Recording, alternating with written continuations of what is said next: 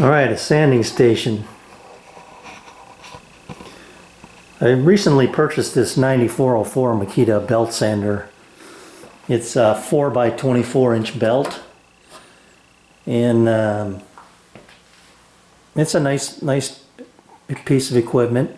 But I went online and there's just a number, all kinds of sanding stations that guys have made, and I really didn't want to get that complicated, even though when you look at this you might think, who are you kidding? But it really isn't that complicated. The belt sander is mounted to this three-sided box. I've got a port in the back for dust collection, which it works, but I need to work on that a little bit more, that's for sure, I think. But what this does do for me is it gives me the ability to, on this table that I made out of a piece of extrusion, 80-20 extrusion, it's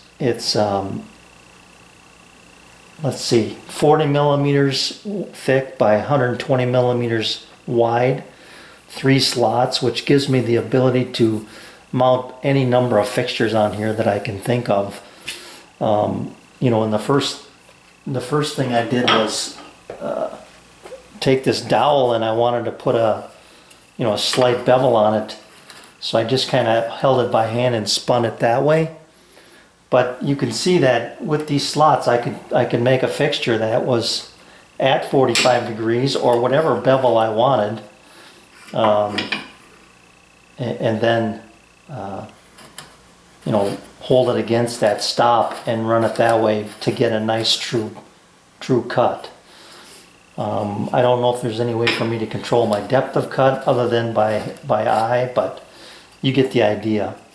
So the other thing that it allows me to do here is, let me go over here, is you can see this is nothing more than a T made out of some scrap wood that I had from one of my old end tables.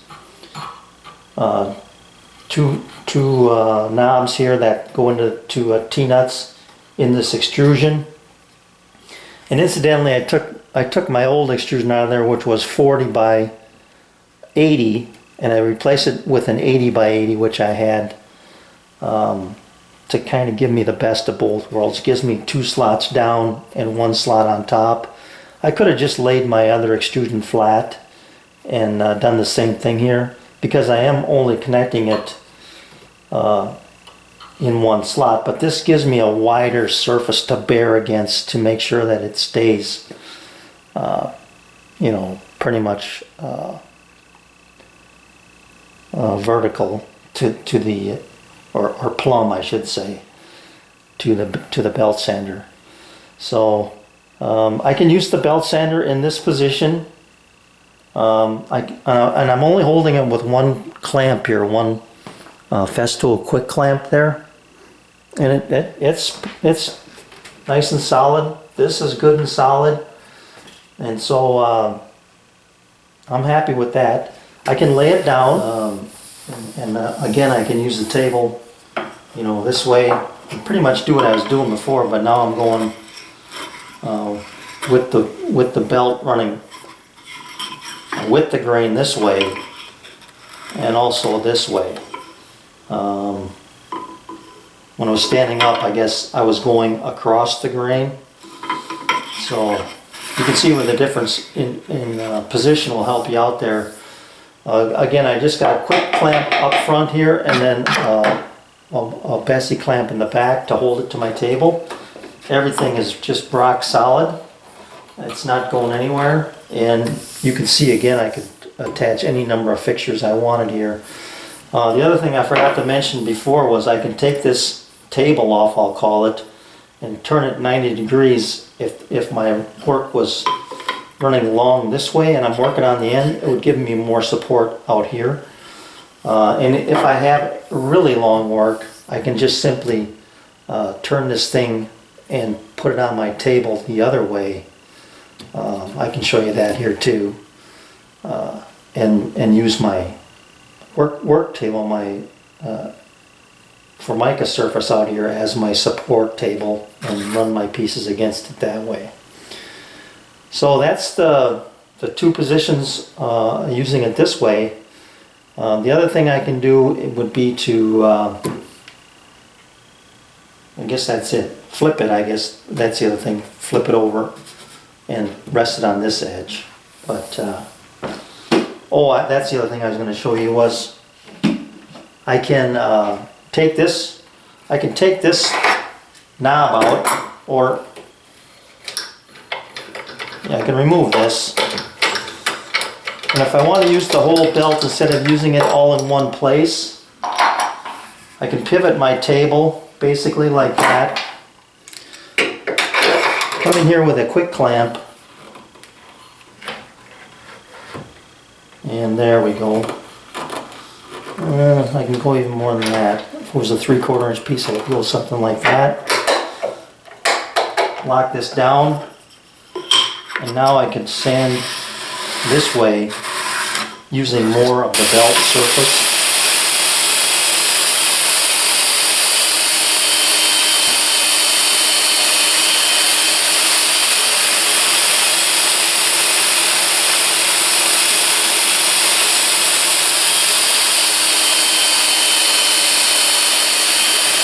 That's a pretty nice finish. I don't even know what grit belt I have on here. I gotta check that out. That's an 80 grit belt. Not bad. Or an 80 gritter. Oh, the other thing was I've got access to my tracking knob right down here too. So, but you can see how well that's going to work. I mean, this is a pretty narrow piece. I don't think I'd ever be sanding something that narrow. Okay, so here I have it on laying down flat, so I could use it for, you know, sanding any kind of flat work, I guess, just by holding it here. In this position, I clamp it with my my festool clamps.